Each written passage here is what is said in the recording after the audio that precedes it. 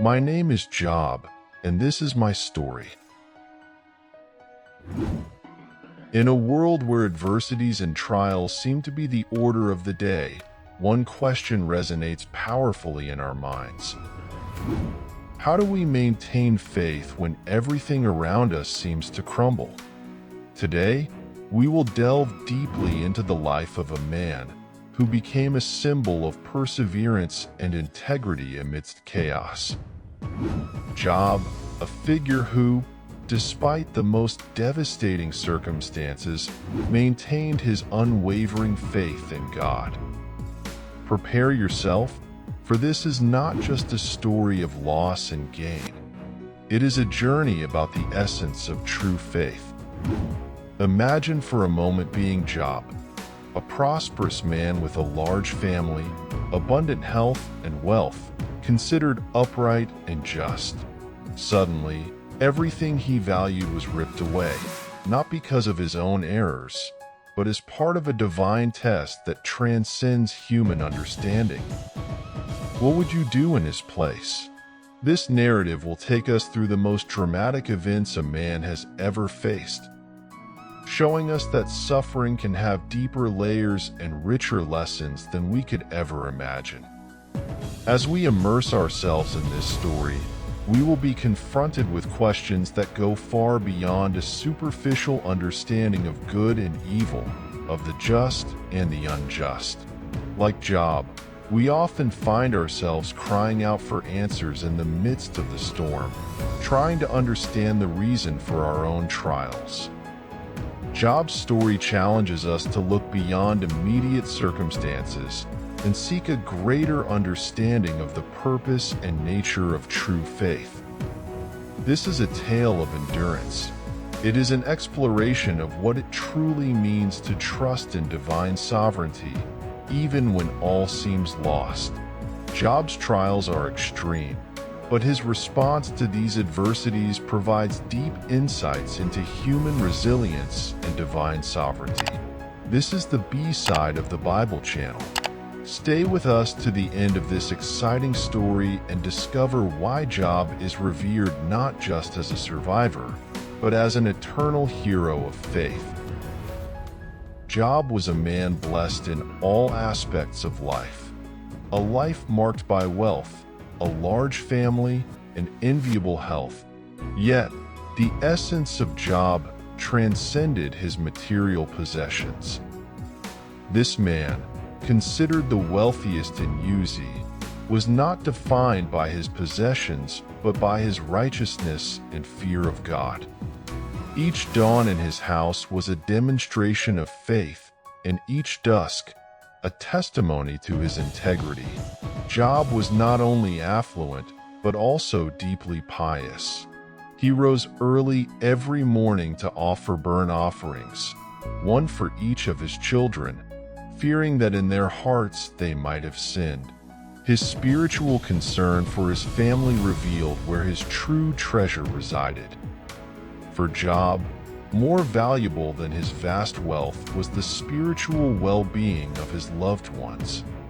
His days were filled not only with managing his lands and flocks, but also with acts of generosity and justice.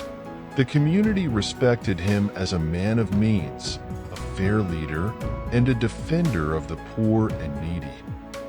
Job was the living example that true prosperity is measured by the positive impact one has on others.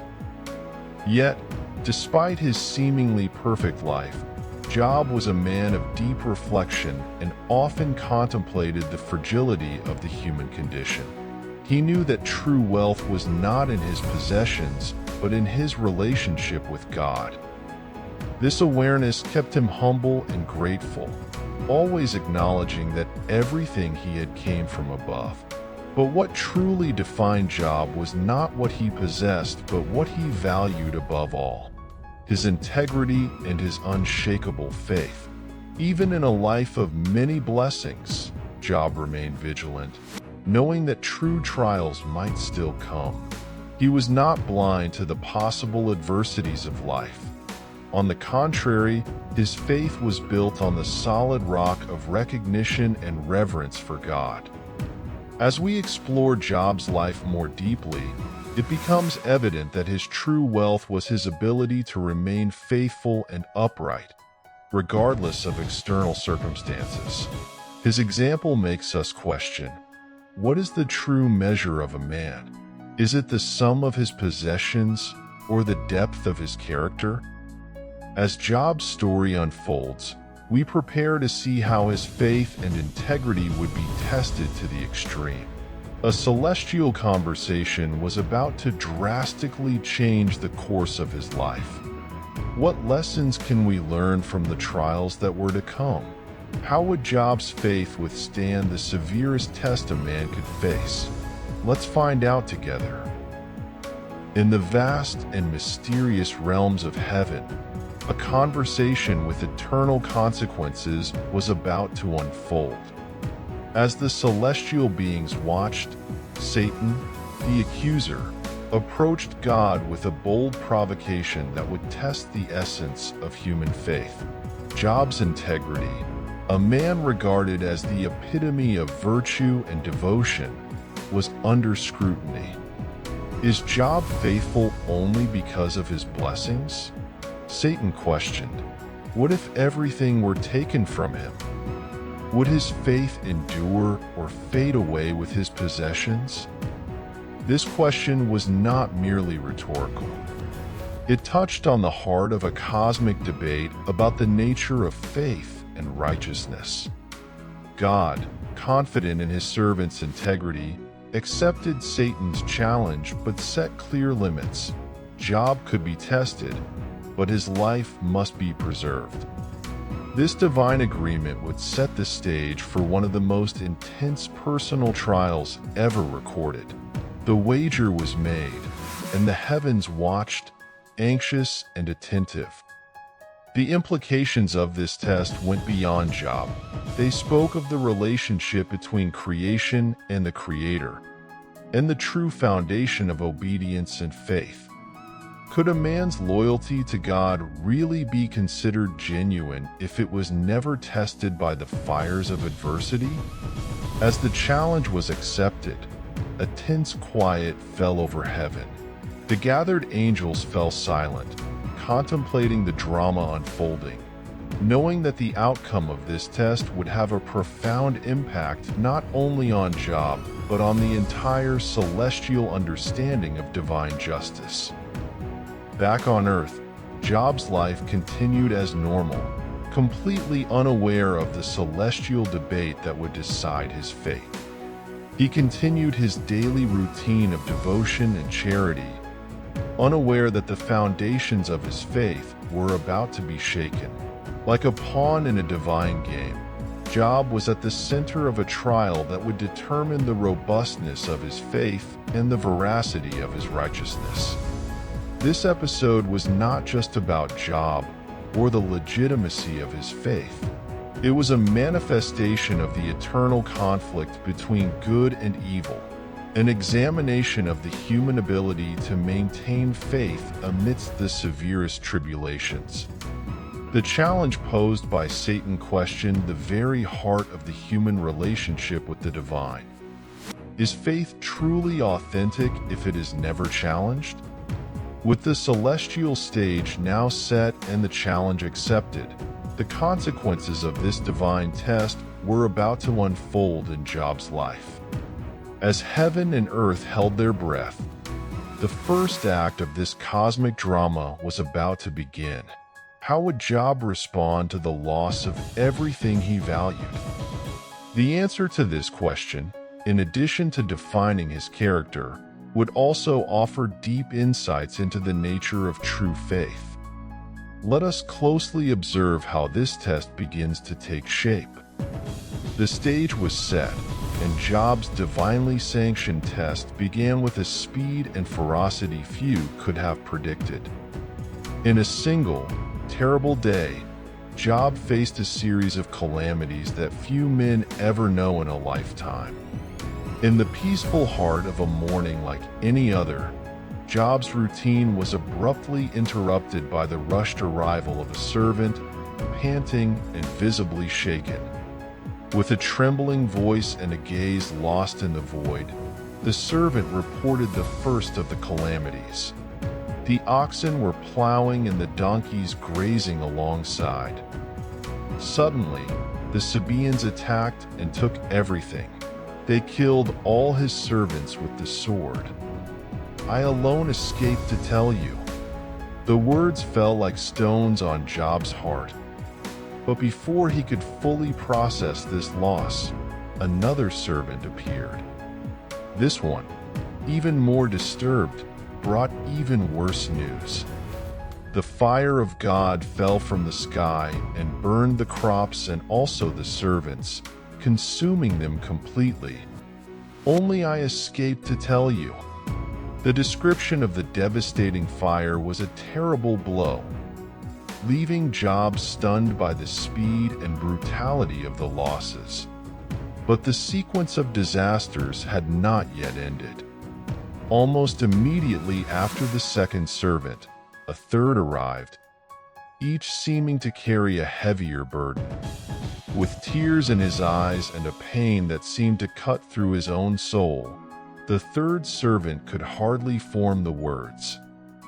Your sons and daughters were eating and drinking wine in the house of your eldest brother, when a great wind came from the desert and struck the four corners of the house. It fell on the young people and they died. Only I escaped to tell you.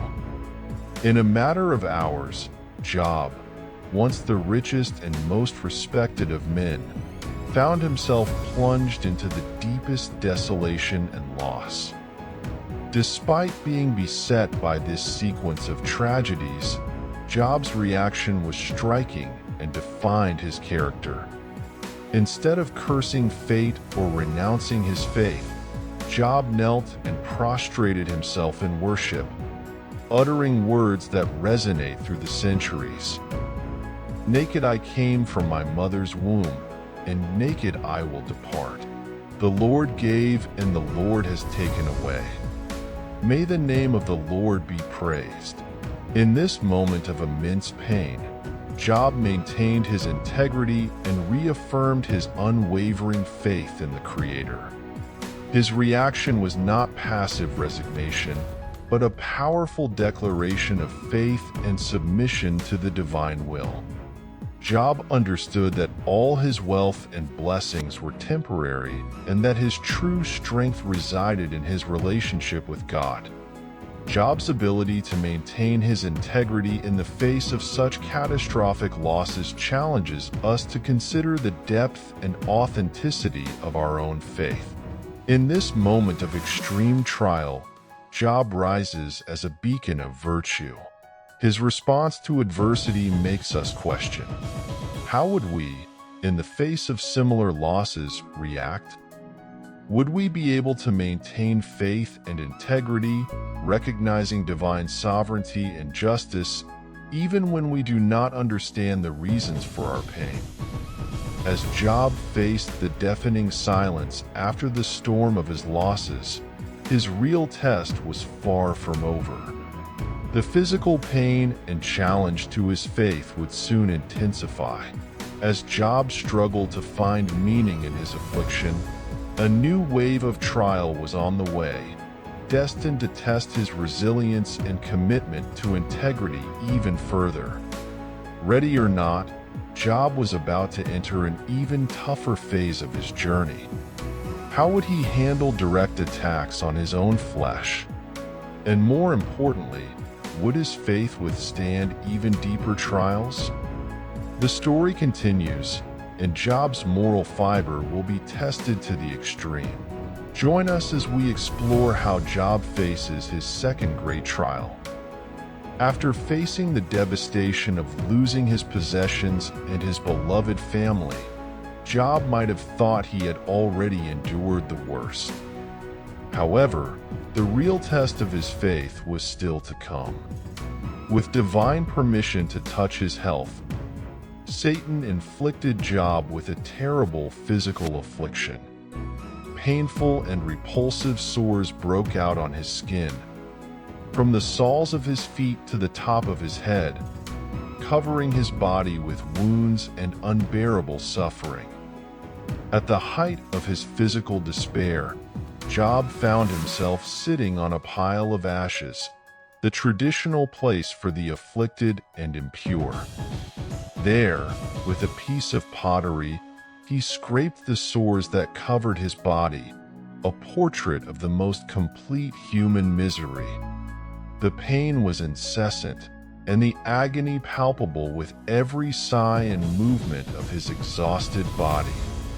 Job's situation was so severe that even his wife, unable to bear the sight of such suffering, urged him to curse God and die. She saw Job's faith as a burden now, not as a source of comfort. But despite the deep physical pain and emotional pressure, Job chose a response that marked his unbreakable fidelity. "You speak as a foolish woman does. Shall we accept good from God and not trouble?" With these words, Job reaffirmed his total submission and trust in God, even without understanding the purpose of his suffering.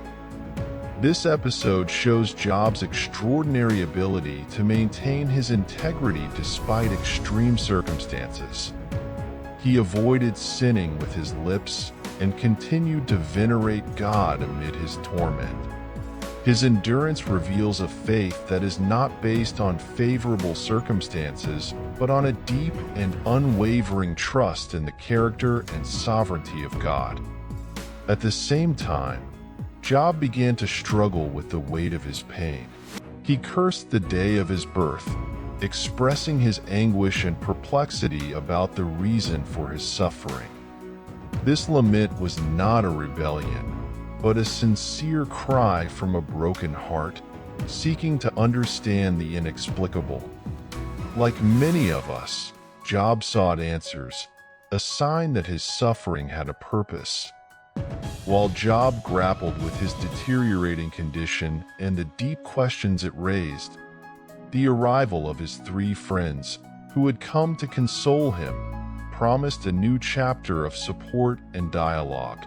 However, what unfolded was not the comfort he expected, but an intense debate about God's justice and the nature of human suffering. How would Job face the challenge of justifying his integrity against the accusations of his friends, who insisted that his suffering must be the result of some hidden sin? Would the depth of his faith be enough to sustain him through a theological debate that would further test his spirit and beliefs? These interactions, charged with tension and theology, would reveal even more about Job's character and perseverance. After the devastating blows that shattered his prosperity and health, Job found himself in the deepest physical and emotional misery. In this desolate scenario, three figures emerged: Eliphaz, Bildad, and Zophar, Job's friends who came from distant lands with the intention of offering consolation and solidarity. Initially, upon seeing the extent of his misery, they were so shocked they could barely speak. For 7 days and 7 nights, they sat with Job in silence, sharing only their presence as a form of support. When they finally broke the silence, what was supposed to be a bomb turned into accusations. Job's friends, firmly rooted in the belief that suffering is a direct reflection of personal sin, began to pressure him to confess the hidden sins that, according to them, must be the cause of such affliction. Eliphaz, the Temanite, was the first to speak, suggesting that Job was suffering because he had erred in some way. Who, being innocent, has ever perished? Where were the upright ever destroyed? He questioned. Bildad and Zophar soon followed the same reasoning. With each friend expressing their perspective, the conversation evolved from condolences to condemnations. They suggested that Job seek God, but they did so on the premise that he urgently needed to repent. The pain of his friend's words added insult to injury, for Job knew in his heart that his calamity was not the consequence of hidden sins. Job, in turn, vigorously defended his integrity. In a series of passionate responses, he rejected the idea that his suffering was a divine punishment for unconfessed sins, and also expressed his desire to question God directly to understand the reasons for his trials. "Until I expire, I will not remove my integrity from me," exclaimed Job, challenging his friend's simplistic theology and maintaining his faith and righteousness. This confrontation with his friends revealed a crucial facet of Job's story: the struggle to maintain integrity in the face of human judgment. While his friends insisted on simplistic explanations for suffering, Job faced the complexity of his reality with a faith that was both questioning and resilient. He refused to accept a simplistic explanation that did not correspond to his experience and understanding of God. The debate between Job and his friends intensified, turning into a deep theological investigation into the nature of human suffering and divine justice. Each friend presented a different perspective, trying to convince Job that his suffering was the result of hidden sins, while Job persisted in defending his innocence and questioning the reasons for his affliction without apparent cause.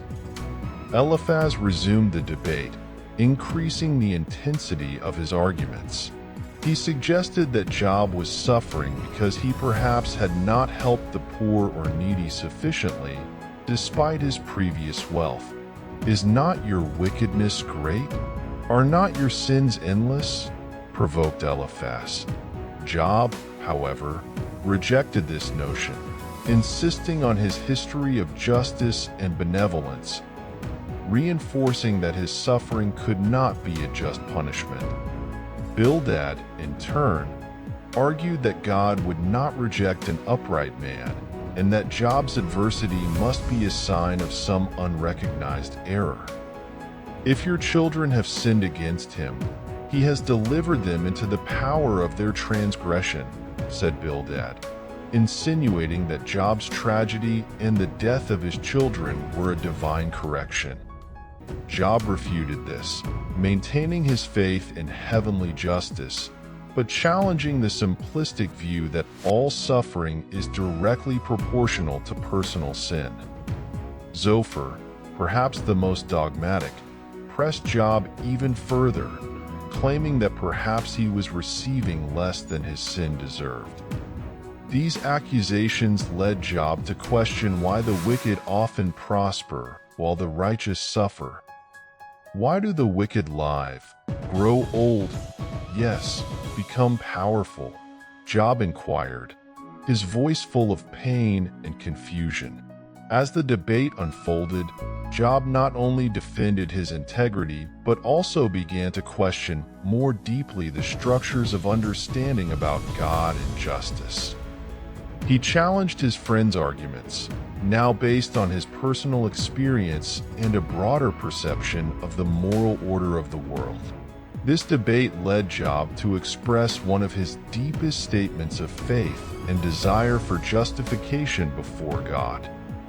"Oh, that I knew where I might find him, that I might come to his court," exclaimed Job, expressing his desire to present his case directly to God, seeking to understand the purpose of his sufferings directly from the source of all justice. As the arguments echoed under the silent sky, the theological debate between Job and his friends not only explored the depths of human suffering and divine justice, but also set the stage for an even more crucial moment: God's own response to Job's outcry.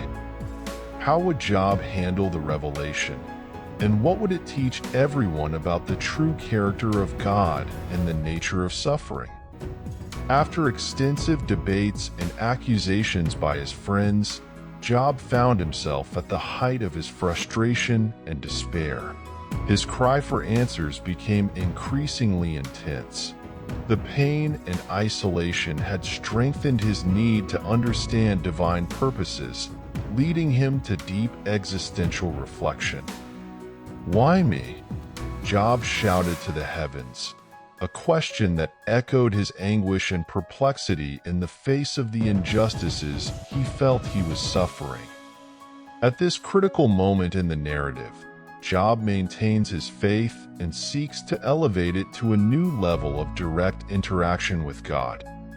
He elaborates a powerful speech, defending his integrity, challenging the order of the universe that allowed the righteous to suffer while the wicked prospered.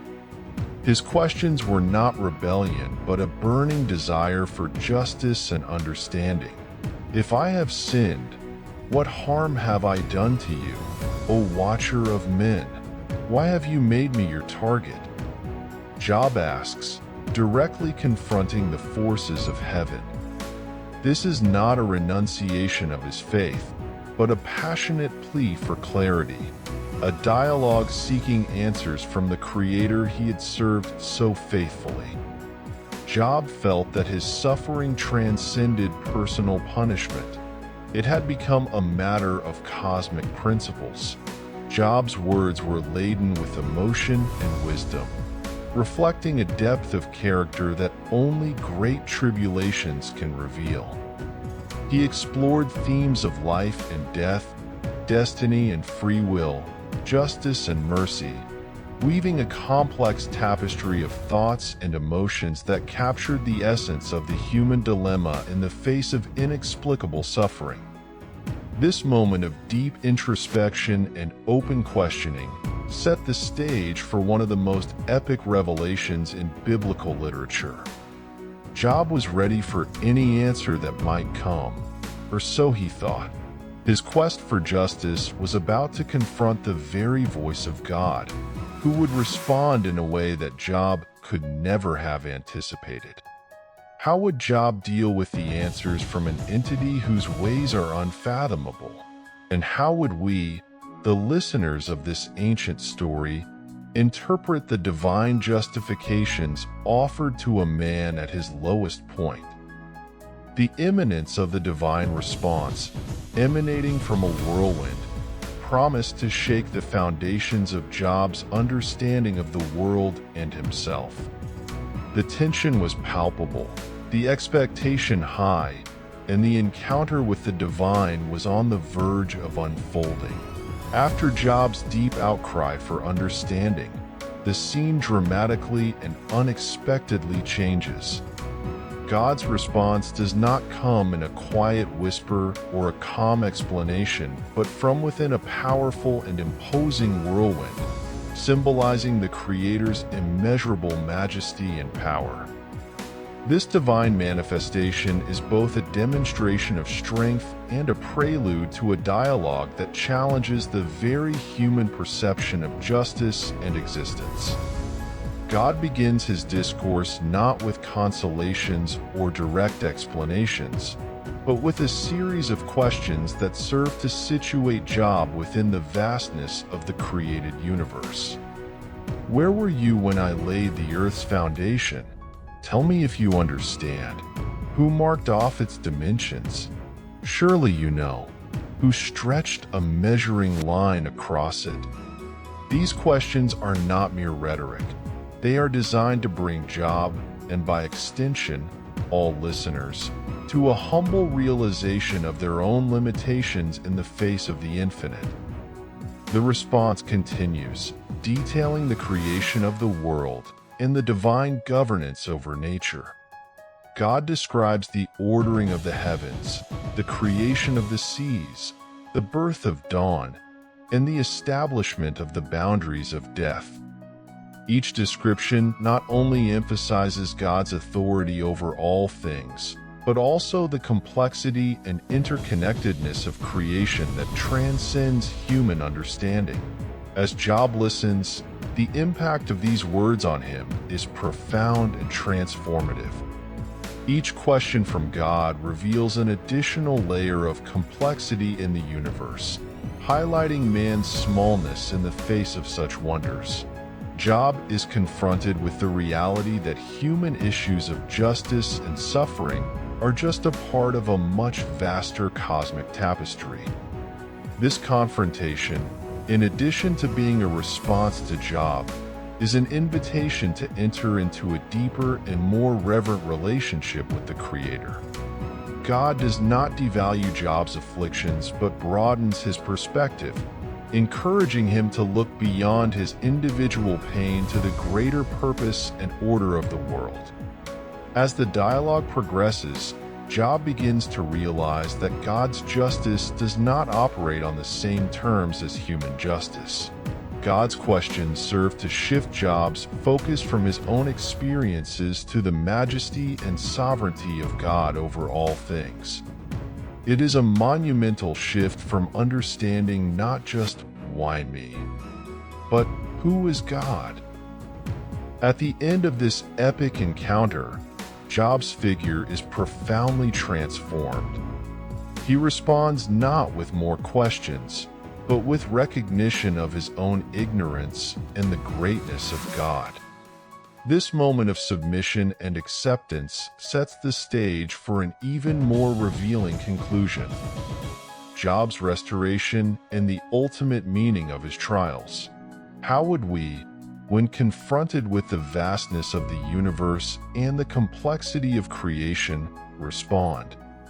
Job is about to discover the last piece of his enigmatic suffering, while we, the viewers, are invited to reflect on our own position in the cosmos. Job's journey is far from over. It now heads towards a conclusion that promises to be as revealing as the challenges he has faced. After the profound and transformative dialogue with God, Job found himself at a turning point. His response to the divine was not of contention but of humility and recognition of his limited understanding of the universe. "I had heard of you by the hearing of the ear, but now my eye sees you," Job said, expressing his deep transformation and spiritual renewal. This act of submission and the recognition of his smallness before divine greatness marked the beginning of a new phase in his life, his restoration. In a surprising and gratifying manner, God began the process of restoring everything that Job had lost and more. Not only were his possessions returned, but they were also multiplied. Job received twice as much as he had before his trials began: more flocks, more wealth, and even a new family. This act of restitution was not just a material reward, but also a validation of Job's righteousness and divine approval of his unwavering faith and patience. The community that might have doubted Job now gathered around him, offering renewed support and respect. Each person who came to visit him brought gifts and expressed solidarity, recognizing the integrity and steadfastness that Job had maintained throughout his tremendous ordeal. This social acceptance was as important as the material restoration, as it reaffirmed Job's status as a leader and a person of great faith in his community. In addition to the riches and status, Job's family was also blessed with new members. God granted him more sons and daughters, bringing new life and joy to fill the void left by previous losses. These blessings were symbols of a new beginning, of renewal, and of restored hope, resonating deeply with the message that even in the greatest adversities, fidelity to God can bring renewal and redemption. Job lived for another 140 years after his restoration, watching several generations of his descendants grow and prosper. His longevity was not just a personal blessing, but also a testimony to all around him about God's faithfulness and the reality that patience and perseverance in the midst of adversity can indeed be rewarded in ways that surpass human understanding. The story of Job transcends the narrative of a man who suffered and was restored. It speaks of universal lessons about the nature of faith, the sovereignty of God, and the complexity of human suffering. Job's journey teaches us that, although we may not always understand the reasons for our pain, there is a promise of restoration and spiritual growth for those who remain faithful and patient through the storms of life.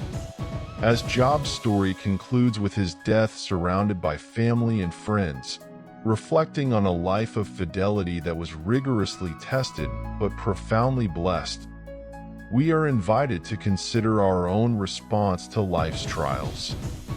Can we also find strength and faith to overcome adversities and receive the blessings that may follow periods of trial? As we ponder these questions, Job's narrative prepares us for a conclusion that resonates with hope, redemption, and a deep reverence for the power and mercy of God. Revisiting the saga of Job, we are confronted with the story of a man whose life exemplifies unwavering faith and unbreakable integrity. Job, the man who had everything, faced the loss of his wealth, his health, and his family, plunging into the depths of human anguish. Yet, even when challenged by the harshest blows of fate, Job remained steadfast, refusing to succumb to despair or renounce his faith in God. His journey shows us that, no matter how severe our trials, true strength is to maintain integrity and faith. The questions God posed to Job were not direct answers to his inquiries, but rather an invitation to recognize the vastness and complexity of creation and our modest place within it. This part of the story challenges us to reflect on our own understanding of life and the universe. In times of adversity, we often question the reason for our suffering, much like Job. God's response to Job is a powerful reminder that not everything can be understood or explained within the limits of our human perception. Job's final restoration, where he received double what he had lost, is not merely a compensation for his losses, but a testament to God's mercy and generosity. This outcome not only restores Job's faith, but also strengthens ours. It teaches us that perseverance through difficulties can pave the way for unexpected blessings, and that true faith is often refined in the furnace of the most extreme adversities. Reflecting on Job's story, we are encouraged to consider the whirlwinds in our own lives, those challenges and trials that test our faith and resilience. Like Job, we are invited to respond to these challenges with integrity, trusting that, in the end, our perseverance will be rewarded. Did you like this story? Like and share with friends so that God's teachings contained in the Bible reach more hearts. See you next time.